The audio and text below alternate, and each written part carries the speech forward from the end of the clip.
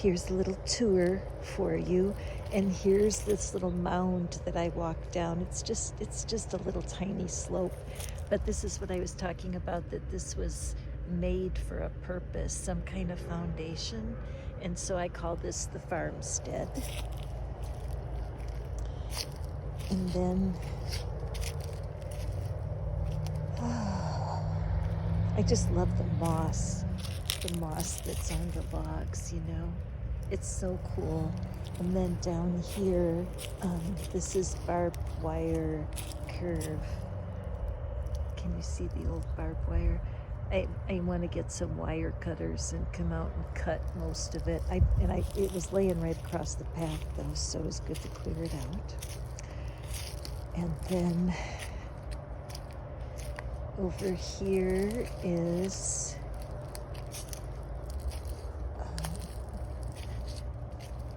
an unnamed passage so far.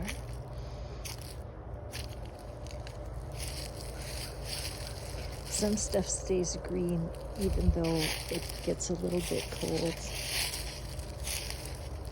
So this part I haven't cleared yet. I just found the logs because you can see there's a lot of dead wood laying around. It's fun to repurpose. But this is the way it all looked when I first started. So here's where I hung a bunch of bells, kind of just making a big wind chime.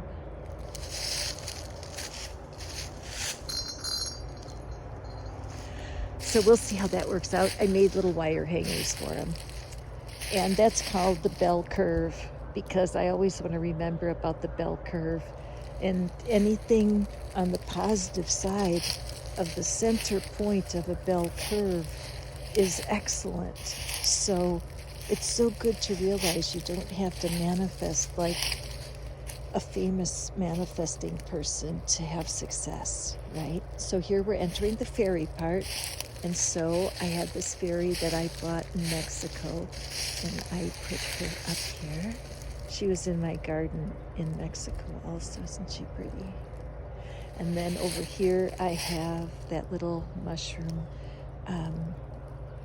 house that's way down there, and that's the sentry. So I always stopped here and just ask for permission before I enter into the fairy kingdom here.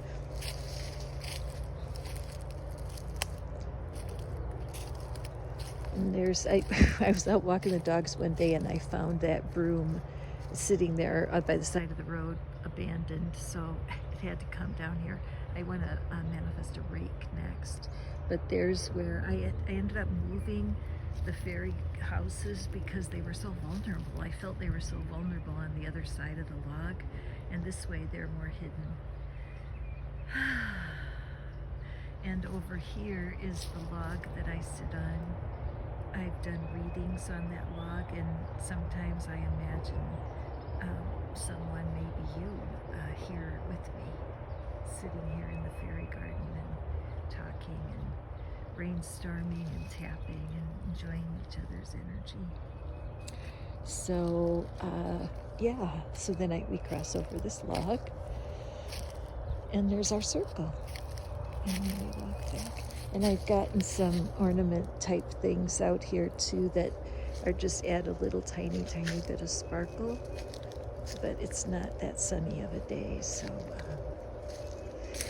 but I just wanted to share with you. It's just my true delight to be out here, and I'm never worried, never troubled. So if you're a person that doesn't get outside very much and there's always an excuse, don't do that to yourself. You know, there's a part of you that would love to get outside. Trust me. And I don't care if it's hot or I don't care if it's raining.